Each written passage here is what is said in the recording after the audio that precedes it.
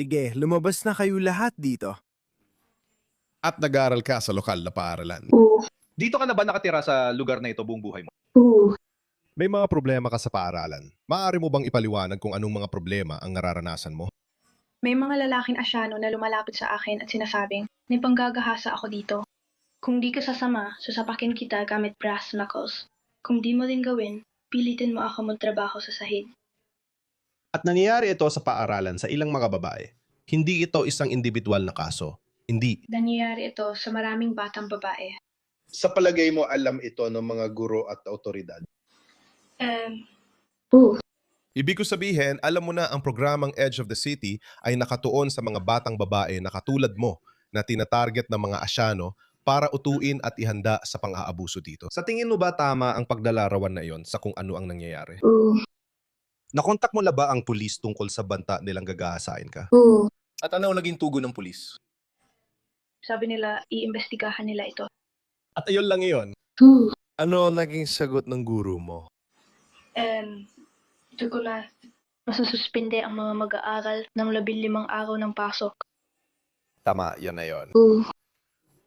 Ang dahilan kung bakit hindi gumagana ang mga hakbang na pang-iwas na ito ay dahil ginawa ang mga ito na nakabatay sa pananaw ng mga lokal. Bakit nga ba mga lalaking asyano? At kapag asyano ang pinag-uusapan, masisiguro kong karamihan sa kanila ay mga Muslim at may lahing British-Pakistani. Masasabi kong sigurado ito dahil hindi ganoon ang mga Indian o Hindu. May mga problema naman bawat lipunan. May mga manyakis din ang mga Hindu, tulad ng mga puti, at tulad ng mga Muslim. Bawat lipunan ay may mga manyakis. May kanya-kanyang paraan ng bawat lipunan sa pagharap sa ganyang problema. Iba-iba ang pananaw ng bawat lipunan tungkol sa mga bawal na bagay. Naalala mo ba nung dati sa Kanluran? Sinasabi na kapag nakulong ang isang pedophile, mapaparusahan siya ng mga kapwa bilanggo? Pero ngayon, di na ito nangyayari sa UK. Bakit? Dahil ang mga bilangguan sa Britanya ay pinapatakbo ng mga Muslim. Hindi yan ang mga salita ko. Salita ito ni Roshan Amsale, paboritong Islamistang propagandista sa Britanya. At kalaunan ay binura niya ang tweet na yon matapos siyang batikusin ng mga Muslim. Sabi nila, "Oy bro, hindi dapat ipinagmamalaki yan." Iba ang paraan ng mga Muslim sa pagharap sa mga manyak at pervert. Iba ang pananaw nila tungkol dito. Ang kaisipan ng isang Muslim ay, hindi siya nakahijab, hindi siya nakaburka, wala siyang ama sa tabi niya. Hindi iniintindi ng tatay niya na nakikipag-usap siya sa mga lalaki o kasing edad niyang mga lalaki, kaya pwede na siyang bastusin. Sinasabi ko sa'yo, kahit yung pinaka-moderate na tinatawag nilang lipstick Muslim, sasabihin din nila yan sa'yo. Minsan nag-tweet si Busha Sheikh. Kapag nahanap ko yung tweet, ilalagay ko rito. Sinabi niya na, may dahilan kung bakit na-rape ang mga puting babae at hindi ang mga Muslim na babae. Tapos may isang tao na nagtanong sa kanya, bakit mo nasabi yan? At sabi niya, hindi ka pa handa sa usapang yan. Sasabihin ko sa iyo kung anong ibig niyang sabihin doon. Ang ibig niyang sabihin, hindi ninyo tinatakpan ang mga babae ninyo. Hindi niyo pagsusuot ng burka at niqab ang mga babae, kaya sila natatarget. Totoo nga yun, nasa Quran talaga. Hindi rin tiyakang sagot kung ano ang jilbab. Sabi ng iba, hijab lang. Yung iba naman, niqab o burka. Sa totoo lang, hindi mahalaga yon. Pero sinasabi sa Quran na dapat magsuot ng jilbab ang mga babaeng Muslim para makilala silang Muslim at hindi sila maabuso. Parang bukas ang mga babaeng ito sa kahit anong mangyari. Habang ang mga pervert na 14 o 15 anyos na lalaki, baka hindi nila ito alam. Hindi mo kailangang alam ang etimolohiya ng bawat salita para maintindihan ang ibig sabihin nito. Ganon din sa mga kultura. Hindi mo kailangang malaman kung saan nagmula ang isang kaugalian. Tinitingnan mo lang ang mga tao sa paligid mo at kapag may ginagawa silang isang bagay, ginagaya mo rin sila. Ito ang dahilan kung bakit sinasabi ko sa iyo, hindi lang ito tungkol sa mga lalaking Asyano. Hindi mga taga Hong Kong ang may kagagawa nito. Hindi mga Chino, hindi mga Indiano. Mga lalaking British, Pakistani, Muslim ang gumagawa ng mga bagay na ito. At may isa pa akong hinaing. Nasaan ang mga lalaki? Ang mga magulang ng mga batang babae na ito, mga batang babae sa ganitong edad, lumaki sila sa isang lubos na magkaibang Inglaterra. Iyon ay isang lipunan na may mataas na tiwala sa isa't isa. Ang Inglaterra na inyong mga anak ay iba na sa dati. Hindi na ito isang lipunang may mataas na tiwala sa isa't isa. Ang inyong mga anak na babae ay haharasin, molestyahin, bibigyan ng alak at droga at abusuhin. Paano ninyo ito hindi alam? Nasaan ang mga ama at kapatid na lalaki? Nasaan ang grupong nagbabantay sa komunidad? Mahirap ba talagang gumawa ng mga grupo sa WhatsApp? Wala akong pakialam kung anong lahi ka. 10, 15 lalaki, bumuo kayo ng mga grupo, magrunda kayo sa mga kalsada. Doon natin makikita kung gaano katapang ang mga taong yan. Mas magaling silang mag-organisa dahil pakiramdam nilang naiiwan sila at may sariling kultura at pagpapahalaga Taya sila nagkakaisa. Bumubuo sila ng sarili nilang mga grupo at pagkatapos ay tinatakot nila ang lahat. Kaya ano ang pumipigil sa inyo? Oo, alam kong may mga trabaho kayo. Alam kong maraming nagsasabing nawalan ng pagkalalaki ang mga kanluraning lalaki dahil sa mga liberal na puting babae. Naiintindihan ko, pero hindi solusyon ang sumuko. Bavin ang nawalang teritoryo. Magpakalalaki ka. Nagkakagulo ang lipunan kapag mahihina ang mga lalaki. Huwag pansinin ang mga babaeng may kulay lilang buhok at singsing sa ilong na nagsasabing hindi nila kailangan ng lalaki. Kailangan pa rin ninyo ng lalaki. Kailangan ng babaeng ito ng kapatid na lalaki. Kailangan ng babaeng ito ng ama, tiyuhin, ilang kapatid na lalaki o mabubuting lalaking nasa paligid niya. Hindi lang siyang nangangailangan ito. Nakakagalit talaga. Kaya ang parata na naghihintay ang mga batang asyanong lalaki sa labas ng paaralan gamit ang magagarang kotse na parang tinatakot ang mga batang babae tulad mo. 13 taong gulang pa lang siya. Ganun ba talaga nangyayari? Oo. Nangyayari ito minsan 1 beses o 2 beses kada linggo. Araw-araw. Araw-araw ito nangyayari at alam ng autoridad pero wala silang aksyon. Ano ang pakiramdam mo kapag ikaw ang target ng mga taong ito? Nai-intimidate ako sa kanila. At natatakot. Pasensya na talaga. Nakakahawang batang babaeng ito. At marami siyang katulad. Libu-libo sila. Ganito talaga ang nangyayari, lalo na sa mga tao mula sa ibang kultura. At oo, pantay-pantay ang pananagutan ng bawat kultura. Alam natin kung sino ang mga pangunahing may sala. Sila ang hindi patas na mas marami sa mga sangkot sa ganitong uri ng mga krimen. Pero sa mga propaganda video nila na inilalabas ng mga lokal na konseho, hulaan mo kung sino ang masama at sino ang mabuti. Tingnan mo ito. Seryoso, hindi ko ito gawa-gawa. Naku, andyan na ang boss ko. Alis na ako. Kita tayo bukas. Sige, kita tayo. Tama ka. Saan ka pupunta ngayon? Kita mo, yung mga puting lalaki ay nagugulo sa mga puting babae. Umalis ka nga. Ang isip bata mo talaga. Sasabihin mo ba sa akin o hindi? Tara, pare, alis na tayo. Hoy, saan ka pupunta? Sandali! Bakit hindi ko pumunta rito?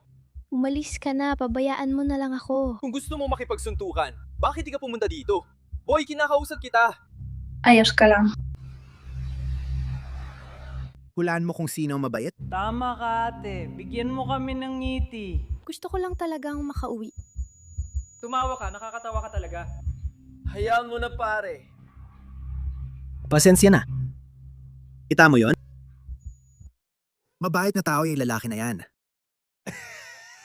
Hindi mo talaga may imbento to. Naalala ko yung anti-harassment posters ng isang woke na baliw sa Germany.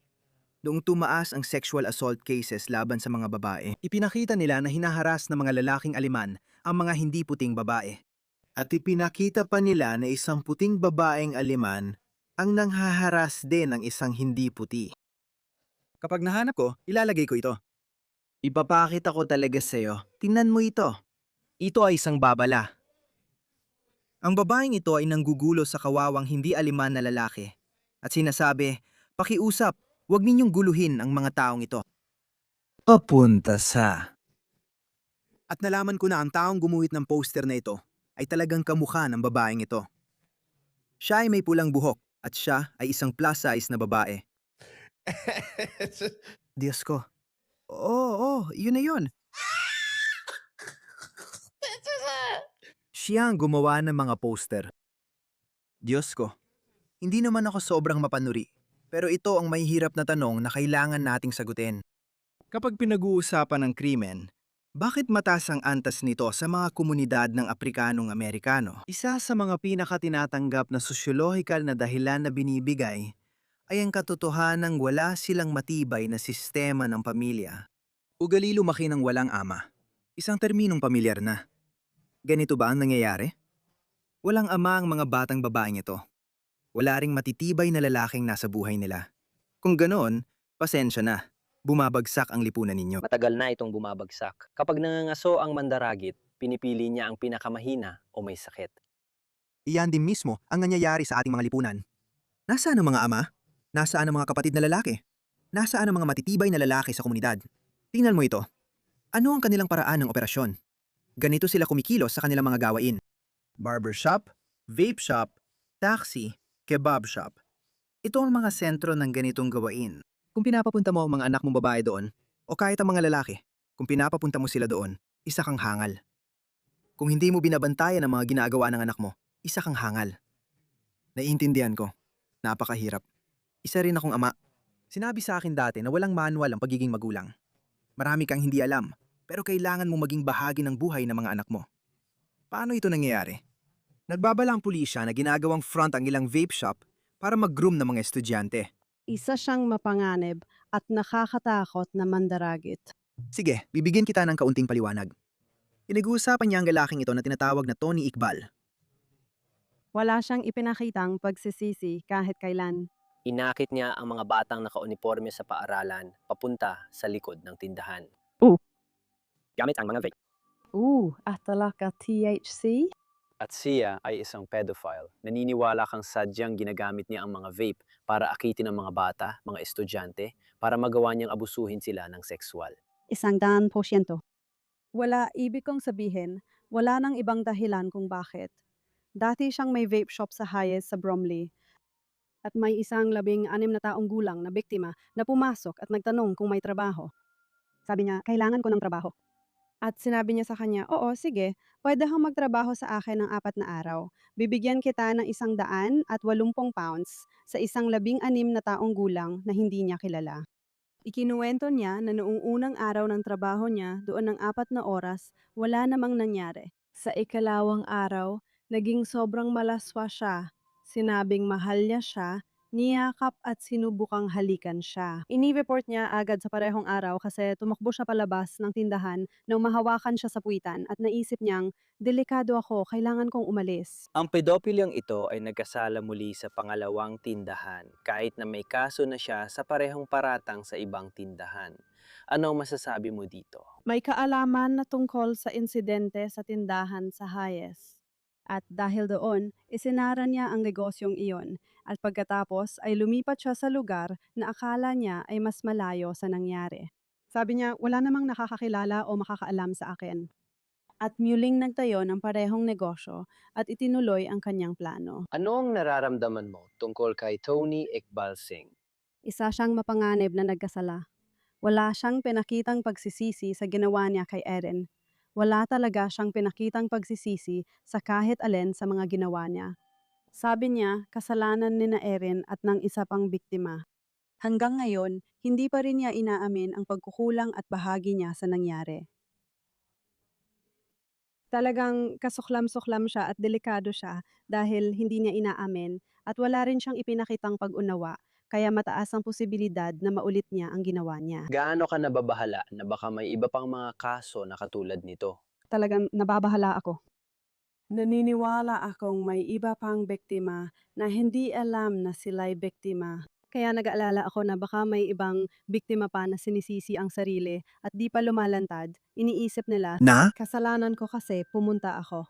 Kung binibigyan sila ng ganito, palaging mangyayari to. Dahil mga batang hindi pa alam ang tama. Hindi nila alam ang pagkakaiba ng mabuti at masama. Hindi nila alam kung sino ang mabuting tao at masamang tao. Hindi nila alam ang saklaw ng kasamaan, kung ano ang hindi gaanong masama, kung ano ang talagang masama. Hindi nila alam ang mga bagay na ito. Natuto sila habang tumatagal. Trabaho ng mga matatanda na alagaan sila. Kaya kahit hindi ko inaalis ang sisi sa mga gumawa ng masama, sila ay masasamang salarin. Naniniwala ako, ibinabalik ng Israel ang death penalty sa mga terorista kahit maraming propaganda kontra dito. Maraming beses ko na talaga itong napag-usapan. Bakit ikinukulong lang ng Israel ang lahat ng teroristang ito? Kapag nagkakaroon ng hindi pagkakaunawaan, kailangan palayain ng Israel ang mga terorista dahil wala silang parusang kamatayan. Tingnan mo ang mga bansang may death penalty. Wala namang issue ang Western left sa kanila. Iran, Iraq, Saudi Arabia, UAE, Jordan, Kuwait, Qatar, Lebanon, Syria, Sina, Pakistan, India, Bangladesh, Indonesia, Egipto, Somalia, Sudán, Algeria, Camerún, Congo, Tunisia, Estados Unidos, Japon, at Israel. Ay, hindi ko alam, pati pala Hapon. Ngayon, kasama na rin Israel sa may parusang kamatayan. Bihira nang ipataw ang parusang kamatayan sa Hapon dahil mataas ang tiwala ng mga tao sa isa't isa. Ito ang rurok ng lipunan ng tao. Oo, may iba pa silang problema tulad ng mababang birth rate. Hindi sila lumalago. Pero hindi sila kasing gulo ng kanluran at maayos pa rin ang lipunan nila. Maniniwala akong kailangan ipatupad ang death penalty. Ang lipunang nilikan ng kanluran mula ika-17, ika-17, ika-18, ika-19, at ika-20 siglo. Kung saan ginawa nilang sibilisado ang kanilang katutubong populasyon. Hanggang sa dumating sa punto na sinabi nila, alam mo ba, naging sibilisado na tayo na hindi na natin kailangan ang parusang kamatayan dahil natatakot na ang mga tao natin na makulong kahit 5 taon lang. Kaya bakit pa natin sila papatayin kung may magandang pagkakataon naman na marehabilitated sila? Kasabay nito, nagpapapasok sila ng mga tao mula sa mga mapanganib na kultura ng ikatlong mundo na mahigit 200 taon ang agwat sa sibilisasyon. Kahit ipinanganak sila sa masaganang kanluranin na may mataas na sibilisasyon at tiwala, taglay pa rin nila ang ilang gawi at pagpapahalaga mula sa sariling kultura na hindi agad nawawala. Iyan ang dahilan kaya natatakot ang karaniwang puti na bigyan ng alak ang mga bata. Hindi ko sinasabing hindi sila Griego. Griego sila. Marami pa rin mga pedophile sa Britanya. 85% ng mga batang biktima ay nabibiktima ng mga puting salarin. Pero ibang klase ng pedophilia yon. Iyon yung nag-iisang pedophile na palihim na nakaupo sa playground.